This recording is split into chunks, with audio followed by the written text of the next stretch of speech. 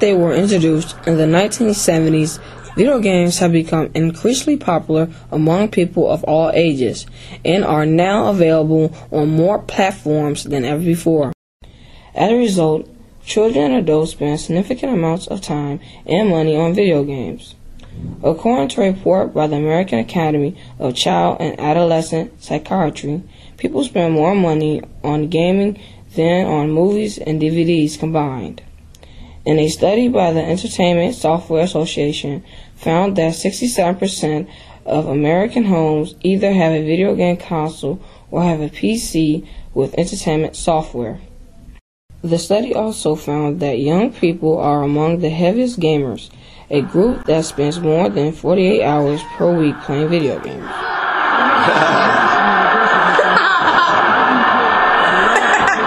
Though many people assume that the rising popularity of video games has negative consequences, there is little agreement about what effects they really have on young people. Do violent video games make teens more aggressive? Does heavy gaming streak attention spans, or take away from schoolwork, or cause children to be less physically active? Can video games be beneficial in any way? Can they be educational? Are they harmless fun, or are they a dangerously addictive waste of time?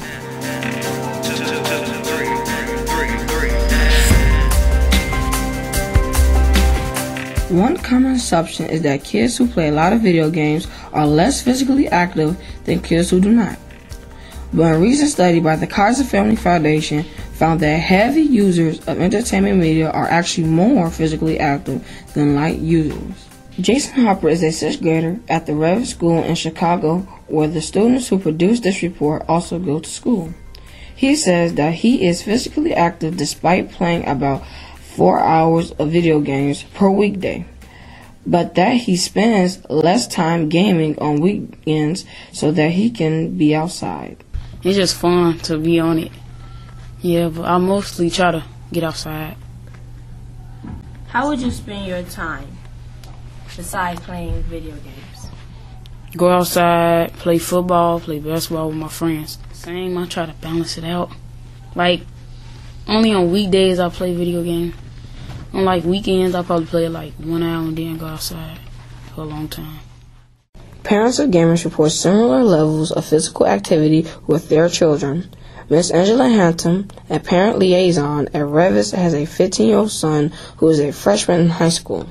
He does a variety of things. He has a health club membership. He's on the basketball team at his school. He's on the football team. He's academically very active in his school, so I have no problem with it. Mrs. Angie Alvarado, also on the Rev staff, has 3 boys, ages 8, 13, and 17. They all play video games, but she also describes a high level of physical activity. Well, my children are very busy with sports, all 3 of them. Starting with Jason, the oldest, he is in basketball, baseball, so his day ends about 7. He gets home about 7 p.m. Homework, eats, and showers, so his schedule is really busy. And usually, all 3 of them are involved in 2 or 3 sports per season, so they don't really have time for video games during the week.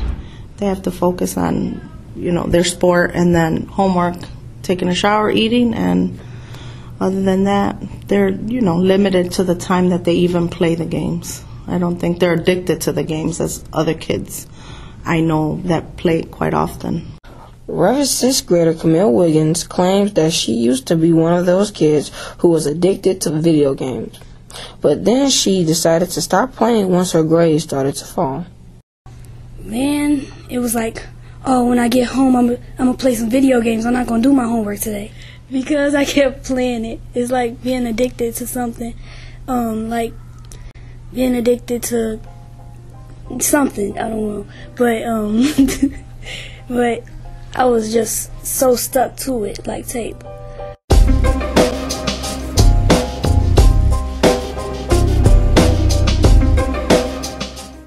The experience that Camille shares is not unusual. According to the Kaiser Family Foundation, heavy users of entertainment media like video games report lower grades at school. But whether this is because of the time they spend playing or some other effect is unclear.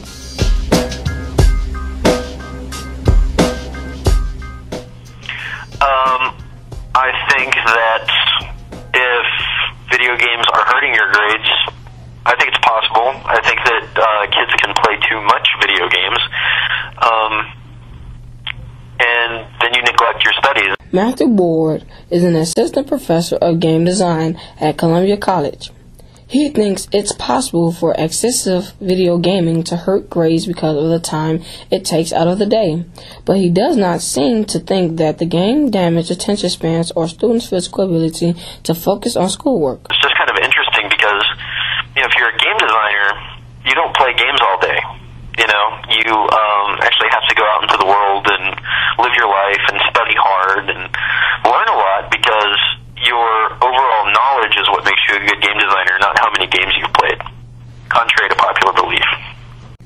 Another common concern among critics is that violent video games might have a negative influence on those who play them, and eventually lead to an increase in violence among teens.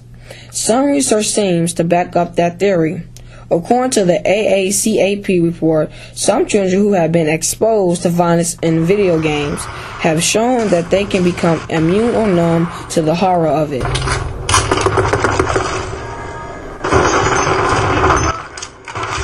But according to a report in the Los Angeles Times in May of 2010, no one can agree on whether this is actually true, including lawmakers, judges, and experts in psychology. The true results of studies have been mixed. Also, according to the federal crime statistics, the rate of juvenile violent crime in the United States is at a 30-year low. This would seem to suggest that the violence in many video games is not impacting children as negatively as some think. Well, that's a tough one, because it's possible that it could have an impact if it's, a young kid playing something, I don't know, like if you're talking about like a first-person shooter or something like that, or something that's really gory. I suppose it could have an impact. I suppose that's possible. But I also think it's important to follow the ESRB ratings. So, I don't have kids, but if I had kids, I wouldn't let my 8-year-old play, a bloody, gory first-person shooter. Board added that violent games are in high demand and have strong sales, which is one of the reasons so many seem to be produced. But he's skeptical about their influence on teens of appropriate age. But what about the impact of video games on school and studying? How do parents feel about their children spending time in front of the TV screen playing hours and hours of video games? Ms. Hampton says that her son knows that he has to finish his schoolwork before playing games, so she isn't concerned about their impact on his grades. No, I don't worry about his education. He ranked #1 at his school. He's a freshman over at Hales. Okay. No, he doesn't. He does his homework first. That is a rule. We have rules in the house that the first thing that you do when you get home is you do your homework, and then what you do afterwards, that's on you. Mrs. Alvarado is not concerned about video games hurting her son's grades either. Like the Hamptons, the Alvarado household has rules about when video games can be played. It's always been something that their dad is really strong about, their playing time, because they do have like every video game that I could think of. They have Xbox and PlayStation and Wii and the handheld ones, but their dad is really strict on the rules, and we're keeping busy with running a basketball, going, mom picking one up, the other one picking. They don't have really time for that. So they're not, the kind of kids that go home and want to turn on their game. They're just not the kind of kids that do that. It seems that the key for children and parents is to find the correct balance of time spent on gaming and time spent on school. Parents who provide structure around gaming, who limit when they can't be played, and emphasize schoolwork first, report no problems with video games in their homes. But while the debate about the true effects of violent games on young children continues, it might be best for parents to monitor the ratings of their children's games.